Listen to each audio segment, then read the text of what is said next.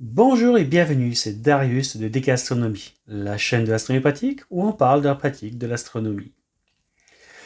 Cette semaine, demain, il y aura un grand événement astronomique, à savoir l'opposition de la Terre avec Mars.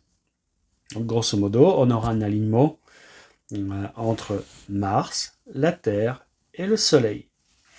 Et la particularité de cette opposition, c'est que on sera pratiquement au plus près de Mars. Il y a longtemps qu'on n'a pas été aussi proche de Mars, et la prochaine fois qu'un tel événement se reproduira, ce sera à peu près dans 13 ans. D'où l'intérêt de bien en profiter ce mois-ci. Alors pourquoi dans 13 ans? Alors que donc on a une opposition avec Mars tous les 2 ans? Et ben on verra tout ça juste après le générique. C'est parti.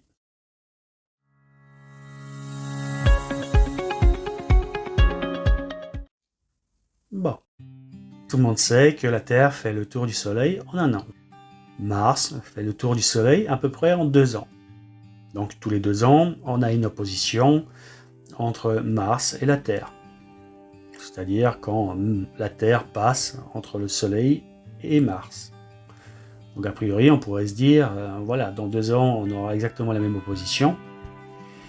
Et donc l'événement de cette semaine n'a rien d'exceptionnel. Eh bien si, détrompez-vous. Puisque l'orbite des planètes n'est pas circulaire, mais elliptique. Et donc les planètes, parfois se rapprochent un peu plus du Soleil et parfois elles s'en éloignent. Et ce qui fait l'opposition Terre-Mars si exceptionnelle cette année, c'est que à l'endroit où aura lieu cette opposition, la Terre sera relativement loin du Soleil, enfin un peu plus loin du Soleil que d'habitude, et Mars, qui a une orbite très elliptique, lui par contre c'est l'inverse. Il sera pour une fois très proche du Soleil. Et donc au final, la distance Terre-Mars sera relativement petite. Un peu plus de 60 millions de kilomètres. Donc ça reste quand même éloigné. Mais c'est toujours mieux que ce qu'on a lors des oppositions habituelles. Et donc la prochaine comme celle-ci, ce sera aux alentours de 2033, il me semble. Donc, si vous voulez pas attendre la prochaine opposition comme celle-ci, une bonne douzaine d'années, enfin même 13 ans pour être exact, n'hésitez pas, si la météo le permet, d'en profiter. Quoi qu'il en soit, en début du mois dernier, juste avant ma formation où j'étais très pris, j'ai quand même réussi à avoir un petit créneau météo et j'ai mis ça, donc ma caméra avec l'ADC, au bout de ça. Et donc avec ça, j'ai imagé plusieurs vidéos d'acquisition de Mars. Et je l'ai fait avec 2 temps de pause complètement différents. Il y a une vidéo avec un temps de pause, d'exposition de 4 millisecondes, donc vraiment très court. Et une autre vidéo avec un temps de pause beaucoup plus long, 10 fois plus long, 40 millisecondes. Et donc l'objet de l'épisode d'aujourd'hui, c'est de traiter ces 2 vidéos pour voir et démontrer l'impact de la vitesse d'acquisition des caméras. Puisque donc évidemment, en fonction de la taille de l'image, de l'USB que vous utilisez, donc si c'est de l'USB 2 ou de l'USB 3, tout ça, ça va jouer sur la vitesse d'acquisition, puis évidemment les possibilités de la caméra, et vous allez voir l'impact que ça a sur la photo finale. Donc, sans plus tarder, on va passer du côté du PC pour traiter les 2 vidéos et regarder qu'est-ce qu'on obtient dans un cas, dans l'autre, et du coup en déduire quel est le meilleur temps de pause. Donc, c'est parti. Alors, petite parenthèse, dans les 2 épisodes précédents, on a vu Mars à 4 mètres de focale. L'image infrarouge, celle-ci, elle a été faite à plus de 4 mètres de focale, 4 mètres 275. Et dans le 2e épisode, la Mars faite en couleur, elle était faite à 3800 mm de focale. Les vidéos qu'on va traiter aujourd'hui, elles ont été faites au foyer de mon C8, c'est-à-dire sans Barlow, avec juste 2 mètres de focale. Donc grosso modo, si vous avez un Newton de 200 mm d'ouverture avec 1 mètre de focale, avec une Barlow x2, vous pouvez arriver au même résultat. Pour peu que votre caméra ait des photosites de la même taille que cette caméra-là. Donc 2,4 micromètres. Donc, autant en ciel profond, on aime beaucoup les gros pixels parce qu'ils vont pouvoir accumuler beaucoup de lumière. Autant en imagerie planétaire, ce qu'on veut, c'est de la résolution. Et donc, on va chercher des caméras qui ont des photosites tout petits. Et donc, celle-ci, avec des photosites de 2,4 micromètres, pour le planétaire, c'est pas trop mal. Ça permet d'avoir de la résolution. Fin de la parenthèse. Alors, c'est parti pour le traitement des 2 vidéos.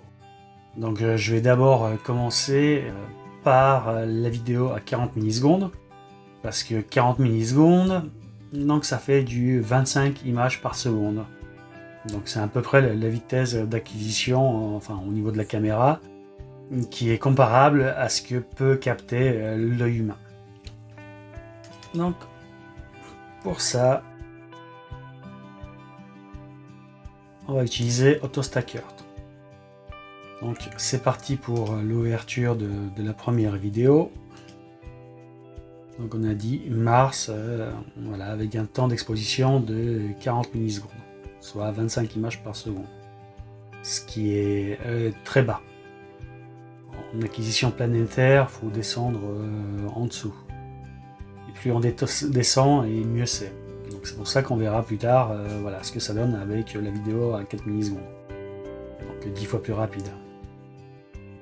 Et donc cette acquisition, elle date, voilà, a été faite à 22h14 le 3 septembre. Donc Mars n'était pas très haute dans le ciel et on était encore loin de l'opposition. Mais comme vous avez pu le voir dans le vlog de la semaine dernière, pendant tout le mois de septembre, j'étais tellement pris que voilà, j'ai pas pu faire de l'astronomie ni des séances d'acquisition. Et donc là, j'attends avec impatience un créneau pour pouvoir l'imager à nouveau. Et quoi qu'il en soit, c'est parti. Donc voici Mars. Alors, on va faire un double stack référence. Et la première chose que je vais faire, c'est évidemment d'analyser la vidéo. Ça dure pas très longtemps. Voilà, c'est fini. Donc, les meilleures images, donc ici la courbe verte représente les images triées, donc de la meilleure à la pire. Ici, les meilleures images, c'est seulement 5% des images. Et donc je vais faire 5%, 10%, 25% et 75%. Là, j'active tout ça. Et dans cette image ici, voilà, là je me place sur la première image, enfin celle qui est censée être la meilleure, donc proche du bord, avec des échelles différentes, et on va partir avec des carrés d'alignement de 24. Hop. Donc là je suis prêt pour lancer l'empilement de Mars, des images de Mars.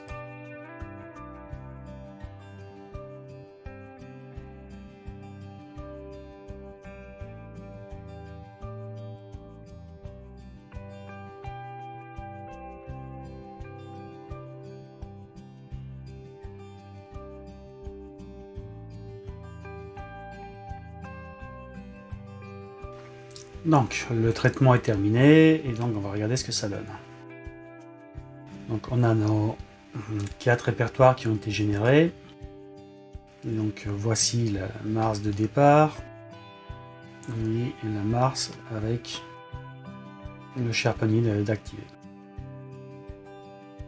Donc ça c'est à 5%, ça c'est à 10%. Donc voici l'image qui est censée être nette.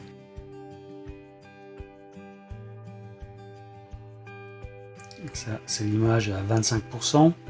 On voit quand même que le bord est baveux. Et c'est ce qu'on retrouve ici. Et enfin l'image avec 75% des images. Donc là on voit qu'on n'a plus aucun détail. L'image est toute moche, toute pourrie. Et une fois que la netteté est appliquée, on voit que c'est quand même pas terrible.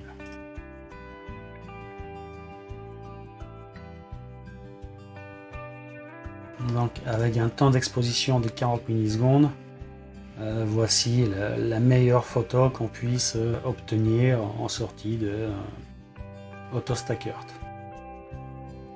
C'est pas terrible. Et pour cause, quand on regarde la vidéo, on voit bien que l'image elle est quand même pas terrible.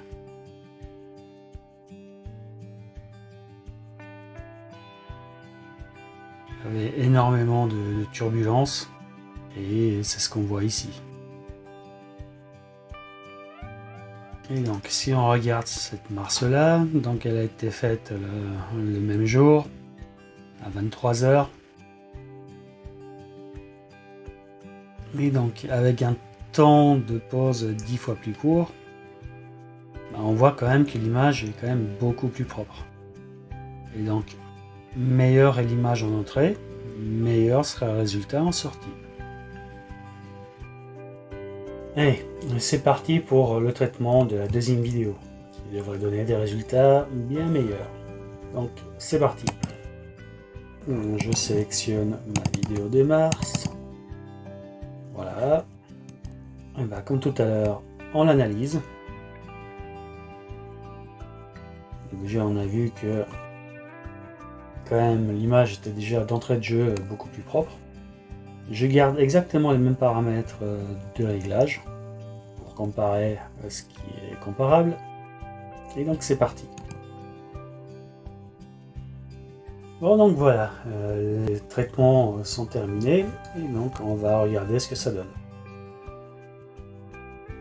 Donc on a eu, voici l'image de base avec 5% des images et voici la même avec la netteté appliquée. Là on commence à voir qu'il y a quand même des détails assez sympas qui apparaissent. Alors au fur et à mesure qu'on empile de plus en plus d'images, l'image devient de plus en plus floue. Mais voilà, avec 10% ça reste encore très bien.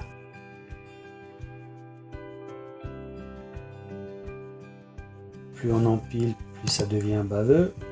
Mais avec l'application de la netteté, on s'en sort quand même pas trop mal.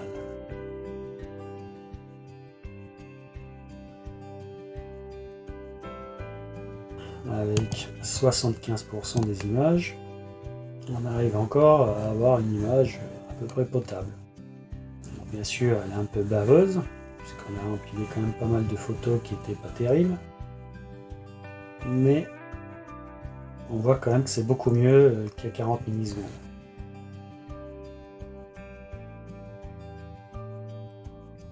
Donc en sortie d'AutoStackert, la meilleure photo c'est celle-là. Bien sûr, en repartant de cette image là et en la traitant dans Registax, j'arriverai à sortir un résultat un peu meilleur que ça. Mais la morale de l'histoire, c'est que plus le temps d'acquisition est court, Donc voilà, 4 millisecondes, c'est quand même beaucoup mieux qu'à 40 millisecondes. Et c'est normal, puisque donc voilà, on a la turbulence atmosphérique qui fait bouger l'image. Et donc plus on filme rapidement, plus l'image est figée. Moins on a ce petit tremblement. Cette déformation liée au fait de la turbulence atmosphérique. Et donc c'est pour ça qu'on a intérêt à imager à la vitesse la plus élevée possible, tout en ayant suffisamment de signal sur le capteur.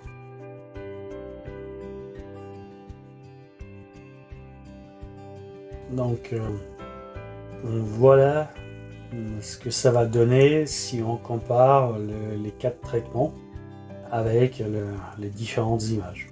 Donc les images brutes,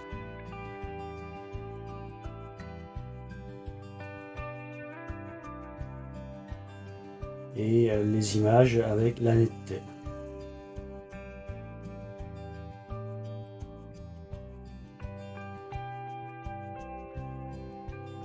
Donc comme on peut voir, il n'y a pas photo, hein. C'est nettement mieux. Et donc là, il ne me reste plus qu'à traiter la meilleure de ces images dans un Registax pour essayer de sortir une image encore meilleure.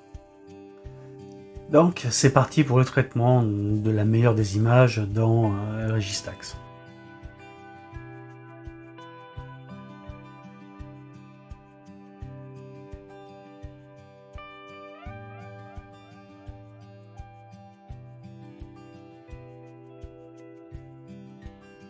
Voilà l'image sélectionnée, voilà l'histogramme de l'image. Donc on voit qu'il est normalisé à 75%. Voici la vue zoom. Et donc c'est le moment.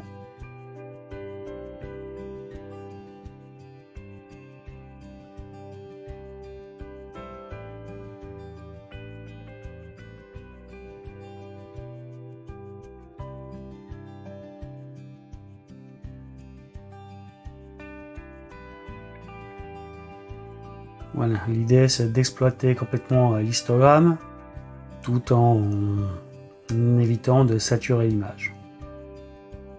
Et donc voici la planète Mars qu'on obtient. C'est pas trop mal, hein. Donc c'est cette image là que vous retrouverez sur la vignette de la vidéo, aux côtés de l'autre image qui sera la même en 40 millisecondes. Donc là c'est l'image à 4 millisecondes. Donc un petit indice B. Et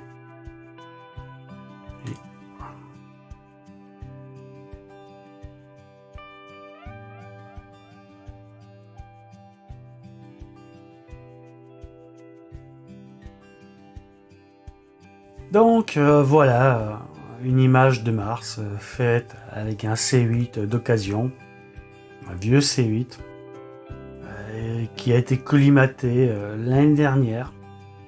Donc on voit quand même que le résultat est pas trop mauvais.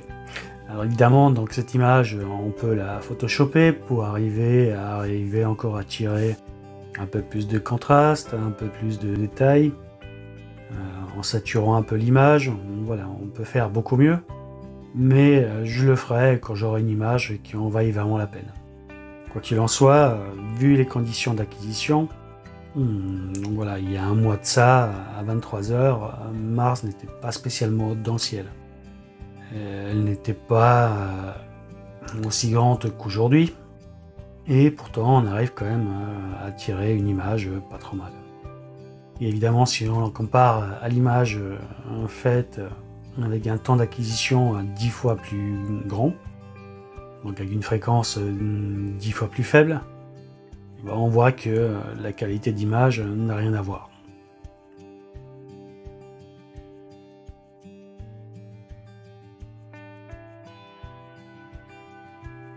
Donc, faut imager à la plus haute fréquence possible, tout en ayant le bon compromis entre le gain, la vitesse d'acquisition, la taille de l'image et ainsi de suite, pour avoir suffisamment de signal exploitable. Donc voilà, c'en est fini de cet épisode. J'espère qu'il vous a plu. Et donc si vous êtes arrivé jusque là, c'est que j'imagine que oui, qu'il vous a plu, qu'il a été instructif. Et donc dans ce cas-là, n'hésitez pas à liker cet épisode, à mettre un petit commentaire, et bien sûr à le partager sur vos réseaux sociaux. Depuis que ma chaîne a franchi la barre des 1000 abonnés, le nombre de commentaires et de likes est en chute libre. Pourtant, voilà, je pense faire des contenus tout aussi intéressants qu'auparavant. Et 1000 abonnés, c'est vraiment pas grand-chose. Ma chaîne est noyée parmi les milliers, voire les millions de chaînes qui existent. Et voilà, tant qu'une chaîne n'a pas suffisamment de notoriété et qu'elle ne rapporte rien à YouTube, elle ne progresse pas. Et c'est dommage, puisque voilà, d'autres personnes pourraient bénéficier de ces vidéos. Et donc c'est pour ça qu'il est toujours aussi important de soutenir cette chaîne par ces petits gestes. Sur ce, voilà. Je vous dis à bientôt pour de nouveaux épisodes. Et puis d'ici là, levez les yeux au ciel pour voir toutes les merveilles qui s'y cachent. À bientôt. Ciao.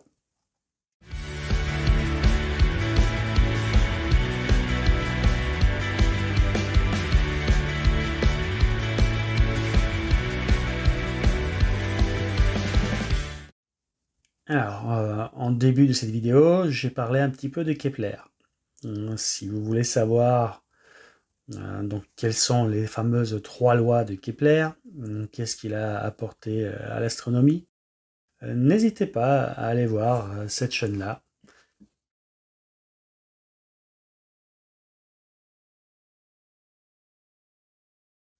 Cet épisode d'Astronosky sur Kepler. Bon visionnage, à plus, ciao.